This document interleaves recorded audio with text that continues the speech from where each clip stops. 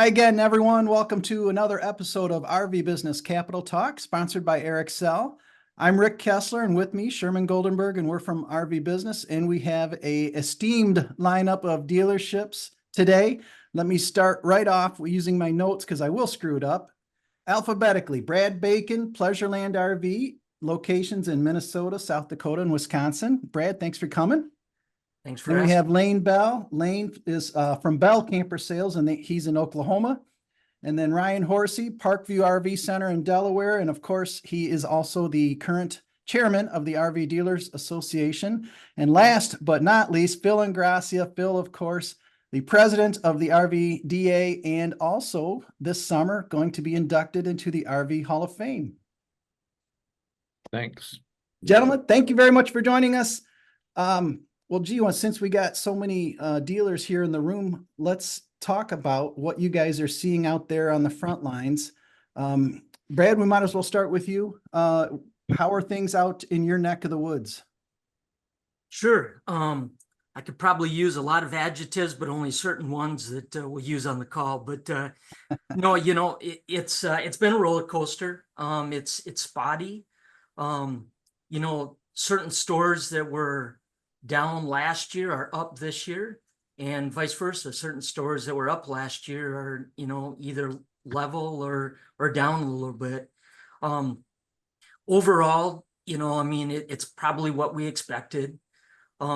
Just and it's really a week to week type thing. It's not even to say that there's some type of a pattern that we're seeing. We are seeing certain segments in the industry again now, from a consumer standpoint, that entry level, because the price point is, gotten to be, under that 16,000. It seems like that's been a magic mark to be able to get some of them back in the industry. And we're still seeing some of those high-end purchases in certain segments of the market as well, where, there's those cash buyers that have excess cash that are still purchasing, some of those high-end ticket, priced items as well. Lane, how about you? Out in Oklahoma, you're getting through some, as you always do, getting through some weather conditions, Tornado Alley and all that. But are you still seeing the retail traffic that you were hoping to? Yeah, well, Brad kind of hit the nail on the head. Getting to go first gets first pick at it, but spotty is a great word. We've been kind of seeing the same thing. Entry level stuff seems to be real popular, be it towables or motorized. The entry level is what's been selling. Overall market has, for us has been up from last year. It's not guns blazing by any stretch of the imagination, but anything up was good. Last year wasn't great, and so it seems to be trending in the right direction. Service has been strong. We've being in Tornado Alley, like you said, we've had some storms this year that has kind of helped service. I mean, that's not always great to say, but our service department has remained pretty strong. We're still growing as a service department, and been able to do pretty well. Okay, Ryan. So, and what we're seeing in Delaware is basically a mirror image of consumer confidence, where we're seeing the lower end stuff, just as Brad and Lane have talked about. We're also seeing pre-owned motorized being a hot commodity. We're seeing a lot of traffic on that side of things. The entry level travel trailers, definitely seeing a little bit of a pickup on that in the recent weeks. But the thing that I looked at in May was our lot traffic was down, but as soon as Memorial Day kicked up, we saw a boost in lot traffic, which was a blessing. When it comes down to our service and parts area, we are seeing more folks looking to invest in previous vehicles that they purchased recently, just to kind of revamp them. But our service demand, we're seeing more retail dollars as opposed to warranty. And it's nice to go ahead and know that as we keep on seeing that, we have to go ahead and keep on sharpening the saw to go ahead and put forth the training efforts inside our dealership, because technology is a big proponent of making sure that we do that. Yeah, yeah. You Go know, ahead, we Sherm. just did the monthly dealer survey with Baird, and you know what those guys are saying is pretty much what we're hearing from dealers all across the country. And I thought Thor's Bob Martin earlier this month in their quarterly earnings statement put it very eloquently that dealers are cautious, but reordering, but at a slower pace than maybe they did earlier. And you've got this double-barreled interest rate issue, right? You've got the consumers with the higher interest rate plus higher flooring costs for dealers. So that is, you know, that's putting a kind of a governor on production too from the manufacturers. And I'm glad to hear the manufacturers like Thor and others saying that they are going to try to meet production with retail so that we're not stuffing the chain and creating an over inventoried situation, which we all know the industry has done that in the past, and it is put us back. It's not been a positive. So, you know, hopefully we can keep this equilibrium here going forward so that we're, you know, when the Fed does kind of tick down rates, which is expected maybe later this year, at least one cut, they're saying, Right. we'll be well positioned to move forward in the market. You know, Phil, the one thing that you shared last week was the confidence as far as where the dealers feel that the inventory levels are compared to where they were last year, with a lot more dealers feeling that their inventory level for the majority of dealerships out there feel that they're more in line compared to recent, call it 16 months. Yeah, you're exactly right, Ryan. And you know, one of the things too is that it's not a matter of just the inventory, but it's the age of the inventory. Yes. You know, is in a much better position than it was a year ago. To Phil's point, you know, the interest costs and those types of things and curtailments is a big factor. So it puts us in a better position to be able to reorder when, you know, the timing is right. The resilience of the market is the obvious question that we all walk around with. And you know, well, what are your thoughts? Where and not to be redundant, the related question on the table is, when does this thing turn? Well, what's your projections? Where do you see things headed? I'll tell you, I feel like it's kind of starting to turn already. Even if interest rates don't take a huge plummet, which I personally I don't think they will. Even if they remain the same, I think it's just going to take a little bit for dealers to kind of get back used to paying floor plan interest. Buyers get back used to, you know, a average interest rate. You know, I think it's just going to take some time for people to kind of realize that this is going to be at least close to the new normal. I believe like we're seeing that a little bit right now. People are, you know, we're wanting to hold out until maybe they drop way back down again. And as people realize that, in my personal opinion, people kind of start to realize that this is going to be the new normal. We might as well get out, go camping, have fun, take a vacation in an RV. You know, it's just going to take a little bit of time. I think we've already started. I think we've turned that corner and are on the upswing. You know, I would predict a slow growth over the next 3, 4, maybe 5 years, something like that. Okay. You know, Sherm, that's a great question that you have with resilience, because it reminds me of just a normal cycle, whether it's a year cycle or whatnot. But it seems like there's a path that we all have where we get to a certain high, then we have to go ahead and tear it down, rework the process and refine it. But I think that's one thing that's great about the RV industry as a whole, because there's so much resilience, and we have a lot of great leaders.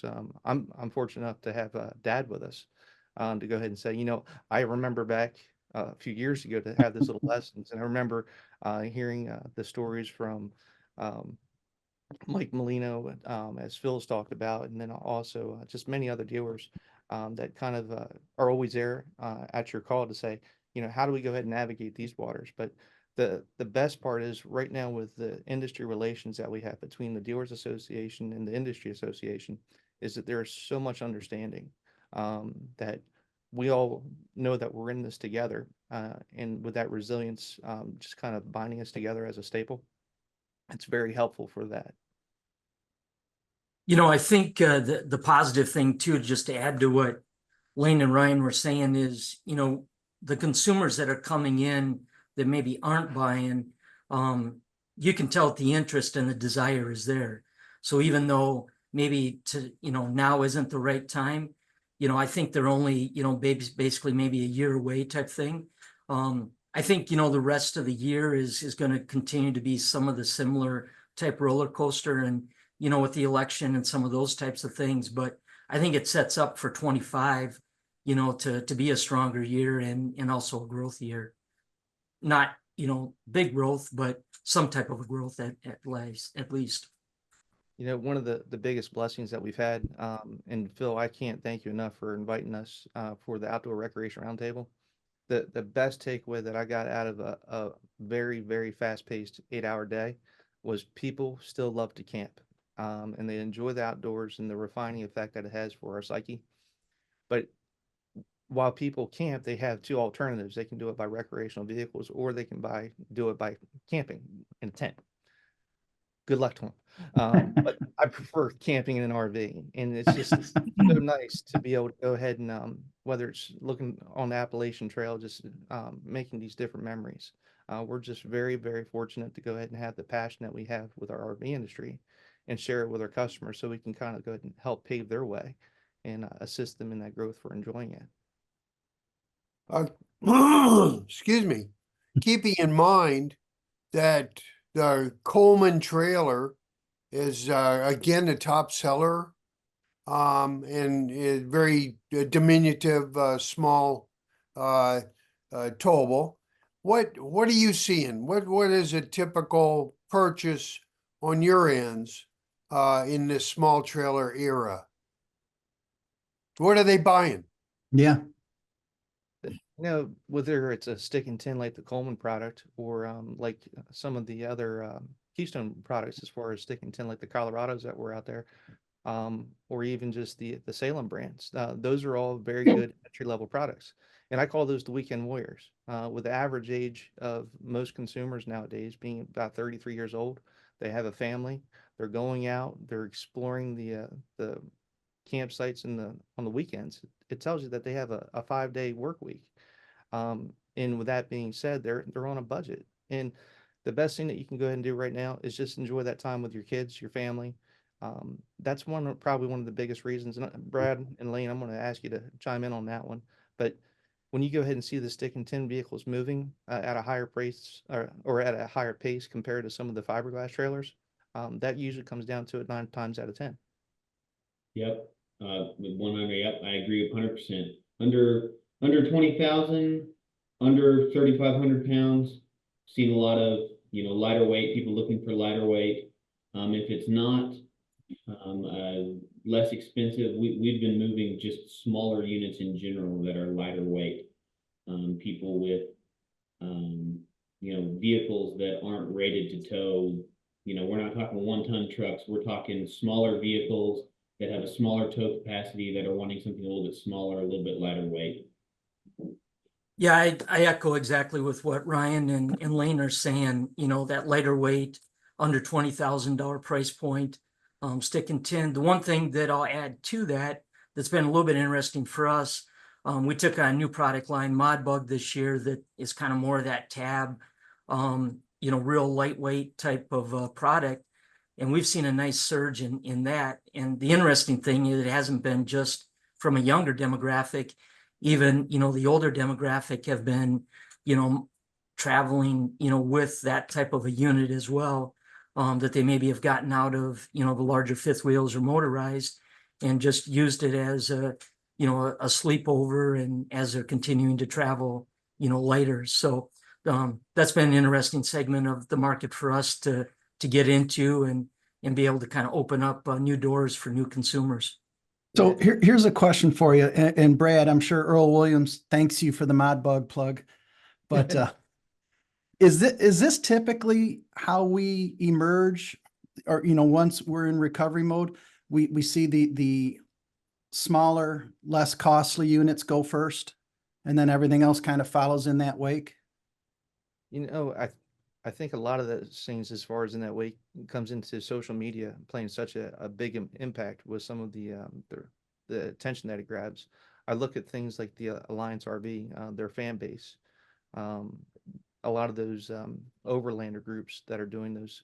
A lot of those times when you see so many sides of the product being out there being used, you see a lot more attention coming into the websites and things like that. You know, that's pretty much, I think, our, what we've got on our end, the general, conversation. I think we've kind of covered it. Rick, what about you? Yeah, it sounds like we've turned the corner. Sounds like it. Rick, I It will say does? one thing. Last week when we were over at RV Moves America Week on the Hill, one of the biggest things that was brought up was the imports of Luan. If we can get any of the dealers out there to contact their local Congress and Senate members, that would go ahead and help our industry out substantially. Phil, I don't know if you want to talk about that. Yeah, you know, we talked about a few things. We talked about the Luan situation on the duties on that. We talked about the travel trailer and camper tax parity act and trying to get dealers engaged on that issue to make it fair for deductibility of floor plan interest. And then we talked about the Explore Act, you know, which is going to be pending in the Senate, and we hope we can get it over the finish line, which would you know, free up some of the policymakers to help improve our public lands at a quicker pace and expand campground, you know, capability on public land. So, you know, there's a lot of things going on, and I would agree, you know, coming out of those industry meetings earlier this month, the industry is unified. I think manufacturers and dealers are communicating about what the market is and what we need to do to set ourselves up for success in the future. The fact that dealer inventory levels are better, that's going to help us move through the rest of the year and be poised for a better 2025, which is the projection. Very good. Very good. You know, Sherman, I think we can. Oh, go ahead. Sorry, Rick, the only thing that I was just going to add to what Phil was saying too is in times like this, because, you know, both on the RVIA and RVDA side of being more unified, even the rec side of it, you know, continues to move forward, which is only going to make it a better customer experience all the way around. And like Lane had said, you know, we're seeing, you know, an uptick in the service side of things. So even though you might not have as many of the internal sales, the retail side of it is strong, and it gives us, you know, the ability to give just a better overall customer experience, which only is going to help the market, you know, when it starts turning around at a higher pace. Very good. I can't thank you guys enough, seriously, for stepping up and bringing your thoughts with you. Rick? Yep. I want to thank you guys again. I also want to thank RVCell for their continued sponsorship of Capital Talk. Gentlemen, if we don't see you at the Hall of Fame induction, we certainly will see you at a couple of so-so events coming up. Open house, of course, but as I almost said Con Expo, and you can't say that anymore. But the RVDA convention coming up as well. Thanks again, guys. Absolutely. Thank you, guys. Thank you. Thank you. We'll see you. Take care.